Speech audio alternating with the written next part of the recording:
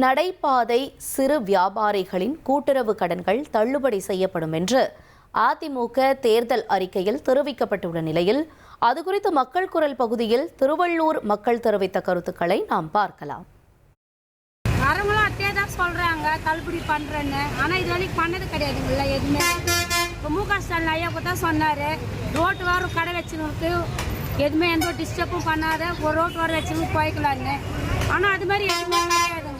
நகராட்சிக்காரர் வருவாங்க வாரி போட்டு போயினே இருப்பாங்க, பார்க்கலாம் ரோட்டில் எடுத்து கொட்டுவாங்க. இப்போ சொல்லிடுறாங்க, அப்புறம் 5 வருஷத்தில் ஆட்சியில் சொல்லவே மாட்டுறாங்க. பண்ணிட்டேன்றாங்க. தமிழ்நாட்டில் இருக்கிற மொத்த இது மாவட்டத்திலேயே இருக்கிற சந்தில் எவ்வளோ பேர் கடை வச்சுருப்பாங்க, அவங்களெல்லாம் டெய்லியும் போய் பார்ப்பாரா?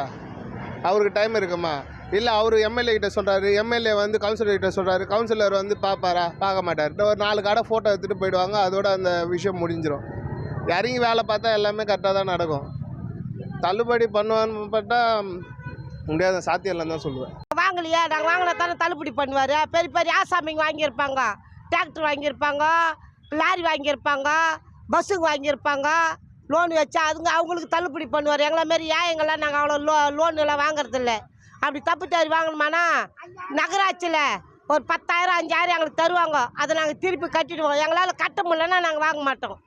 கூட்டுறவு வங்கியில் நான் 2 முறை லோன் வாங்கியிருக்கேன்.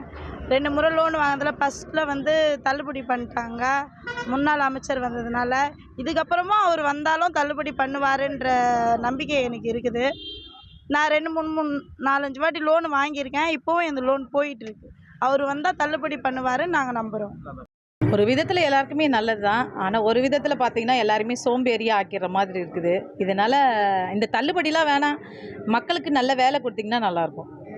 அதான் எங்களுடைய கருத்து. மக்கள் குரல் பகுதியில் திருவள்ளூர் மக்கள் தெரிவித்த கருத்துக்களை நாம் பார்த்தோம்.